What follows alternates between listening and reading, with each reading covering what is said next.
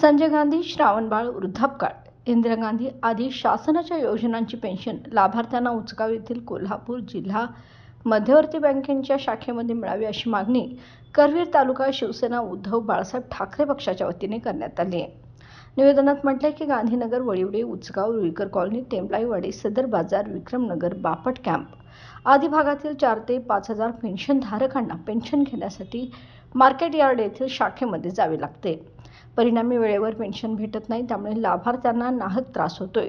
यासाठी उचगाव येथील शाखेत पेन्शन देण्याची सुविधा करावी। हे निवेदन जिल्हा बँकेचे मुख्य कार्यकारी अधिकारी यांना तालुका अध्यक्ष राजू यादव यांच्या नेतृत्वातील शिष्टमंडळाने दिले। शिवसेना उद्धव बाळासाहेब ठाकरे पक्षाच्या वतीने गेली 4 वर्ष संजय गांधी वृद्धापकाळ, इंदिरा गांधी ज्या ज्येष्ठ नागरिकांना पेन्शन मिळते ती पेन्शन मार्केट यार्ड शाखेमध्ये उंचगावच्या लोकांना मार्केट यार्ड शाखेमध्ये मिळते। मार्केट यार्ड शाखा ही आतमध्ये आहे, तिथं थेट बस नाही आहे।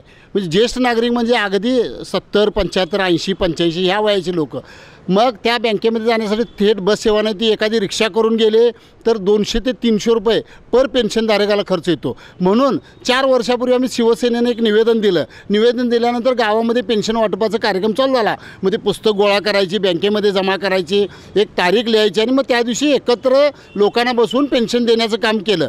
पण आता ह्या पुस्तक गोळा केल्यानंतर बँकेत गेल्यानंतर बँकेतून सांगण्यात आलं की कर्मचारी अपुरे आहेत। परत एकदा आम्ही शिवसेनेच्या वतीने बँकेत आलो, अधिकाऱ्यांना भेटलो तर अधिकाऱ्यांनी सांगितलं की तसं काय होणार नाही, आम्ही आहे जी पूर्वी देत होतो त्याच पद्धतीने पेन्शन आम्ही उंचगावमध्ये देतो, ज्येष्ठ नागरिकांची सोय करतो, अशा पद्धतीने आम्हाला आज आश्वासन दिलेलं आहे। यावेळी शिवसेना ठाकरे गटाचे जिल्हा प्रमुख संजय पवार, सहसंपर्क प्रमुख विजय देवणे यांची प्रमुख उपस्थिती होती। यांच्यासह उपजिल्हा प्रमुख पोपट दांगट, शरद माळी, सागर पाटील, अजित चव्हाण, रामराव पाटील, अजित कांबळे आदी उपस्थित होते।